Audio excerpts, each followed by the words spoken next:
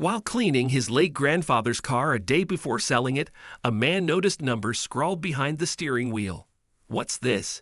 he wondered, unaware that the text would soon reveal something completely unexpected. Before we continue, please take some time to subscribe to Dailydose, like and share this video with your friends.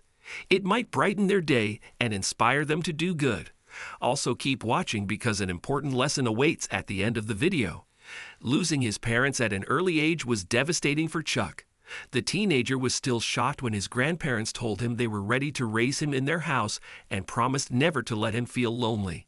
The elderly couple showered their only grandson with immense love and affection and tried their best to provide him with whatever he wanted. They always celebrated his birthdays and gave him gifts he would treasure for life. When Chuck turned 17, his grandfather, Damon, gifted him something extraordinary. "I can't believe I will finally get to drive your car, Grandpa," Chuck exclaimed.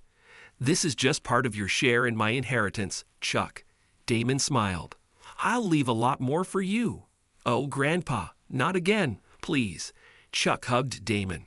"You are not going anywhere, okay? I won't let you go." When Damon was young, he bought a brand new car from his savings.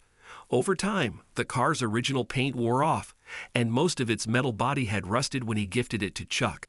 Damon had also shown photos of his car to Chuck to tell him how beautiful it looked back in the day. "All of my friends wanted to ride in it, but your grandma never allowed them to sit on the passenger seat," Damon chuckled. Whenever Damon talked about his car, Chuck noticed that his grandfather felt sad because his car was not the same anymore. It was dull, old, rusty, and often broke down during long journeys. "Grandpa, I promise I will repair your car and make it look shiny again," Chuck told Damon. "I know you will take good care of my car, and that's why I am giving it to you, Chuck. You're a responsible young man." Damon patted his grandson's back. A few months after Chuck's 17th birthday, his grandmother got a call from a local hospital. "Am I speaking to Mr. Damon's wife?" The woman on the other end asked. "Yes," Chuck's grandmother replied. "Please reach our hospital as soon as possible. It's an emergency. Your husband got into an accident." That day, Chuck lost the man who loved him the most. Damon was on his way home in his car when he accidentally crashed into a tree and passed away on the spot. Chuck was devastated after his grandfather's sudden death, but he knew he had to look after his grieving grandmother.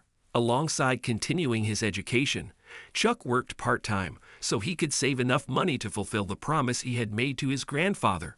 After the accident, Damon's car needed a lot of repairs, so Chuck kept working on it, and years later, he managed to make it look much better. However, at that point, his grandmother suggested he sell the car. "Chuck, you know how difficult it is to make ends meet," she said. "I think we can get good money after selling your grandfather's car. After all, it's an antique vehicle." Although Chuck didn't want to sell the car his grandfather had gifted him with so much love, he had no option except to obey his grandmother. He knew how badly they needed money to pay bills. A day before taking his grandfather's car to the flea market, Chuck sat in the driver's seat and held the steering wheel, pretending to drive the car. Just then, his grandmother appeared and handed him a special leather cleaning solution. "Remember how Damon used to clean the car's leather interior with this?" She gave a piece of cloth to Chuck and asked him to clean the seats and the dashboard with it. While cleaning the steering wheel, some pen marks on the surface behind it caught Chuck's attention. Pen marks. Who did this? He wondered and thought it would take him a lot of time to get rid of them. Turning the steering wheel to the left, he saw some numbers scrawled in a hidden place on the dashboard. "What's this?" he said before he looked closely and realized they were not just ordinary numbers. They were coordinates. "Grandma," Chuck screamed. "Come here." "What happened? Is everything okay?" She rushed towards the car. "Look at this." Chuck pointed at the scribbled text.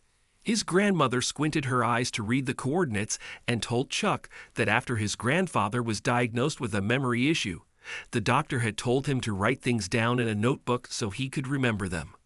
"But why did he write these coordinates behind the steering wheel?" Chuck asked. "I think you should follow the coordinates and see if you find something, Chuck," his grandmother suggested. Chuck quickly went inside the house, changed his clothes, and sat inside the car to drive to the location of the coordinates. "Wait, sweetheart, keep this." His grandmother gave him a shovel. "You might need it." After following the directions suggested by his phone, Chuck reached a field with no houses around. What place is this? He wondered and stepped out of his car.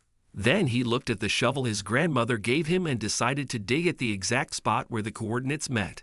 After digging for an hour, Chuck felt his shovel collide with a hard surface under the ground.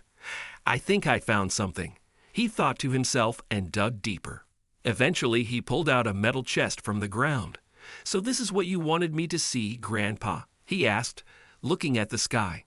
When Chuck opened the chest, he was shocked to see gold jewelry inside it. This must be so precious.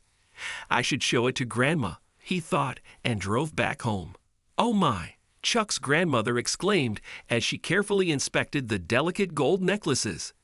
"I think I'd know the story behind this jewelry, Chuck." "What story?"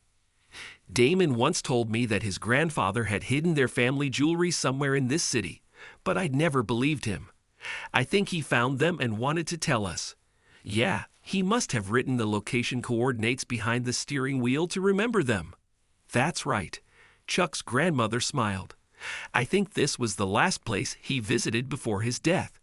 Remember the accident site? It was near the field you visited today." "Yes, Grandma, you're right." Chuck nodded. "Do you think he was returning home to tell us about the hidden jewelry when his car crashed?" "I think so," his grandmother replied as tears trickled down her cheeks.